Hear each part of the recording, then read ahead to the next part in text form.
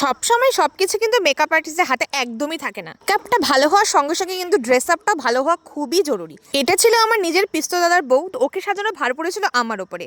তো ওর স্কিনে অনেকটা পিগমেন্টেশন ছিল, শাড়ির কালার অর্নামেন্ট সব কিছু একটু অন্যরকম ছিল। ঠিক আছে, যার যেটা সামর্থ্য সে তো সেটাই ইউজ করবে, তাই না? সেটাতে তো আমাদের কোনো রকম হাত থাকে না।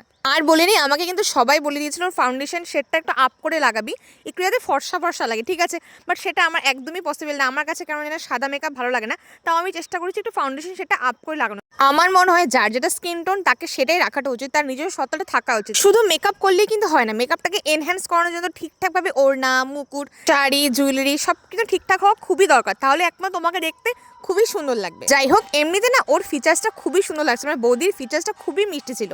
তা আমার পক্ষে যতটুকু সম্ভব হয় ততটুকু ওকে ঠিকঠাক সুন্দরভাবে সাজানো আমি চেষ্টা করেছি। মাত্র 1.5 ঘন্টার মধ্যে আমি ওকে রেডি করেছি। ওর কাছে আমি গেছিলাম 2:30টার দিকে, তো ও বসেছে 4টার দিকে, তো টোটাল আমার মাত্র 1.5 ঘন্টা লেগেছে। ব্রাইডকে আমি এত তাড়াতাড়ি সাজাতে পারি না, ব্রাইড কেন আমি কাউকে তাদের একটা মিনিমাম ব্রাইডটা সুন্দরভাবে করার জন্য মিনিমাম 2 থেকে 2.5 ঘন্টা আমার কেন জানি না লাগে। এই হোক, অবস্থা বুঝে ব্যবস্থা আমি কোনোভাবে ম্যানেজ করে নিয়েছি, তোমরা দেখতেই পাচ্ছ টোটালি ও কমপ্লিট হয়ে গেছে।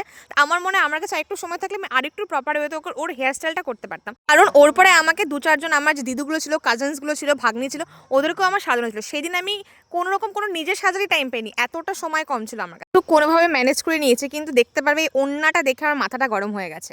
এমনিতে বেশ সুন্দর লাগছিল, ওকে মিষ্টি লাগছিল আমার কাছে, সবাই বলছিল, বাট ওড়নাটা দেওয়ার সঙ্গে সঙ্গে লুকটা কি হলো, চেঞ্জ হয়ে গেলো। তাই জন্য বলি, তো মেকআপ শুধু সুন্দর করলেই হয় না, সাথে সব কিছু ভালো হওয়া খুবই প্রয়োজন। যাই হোক, যার কাছে যেটা সে তো সেটা দিয়ে সাজবে, তাই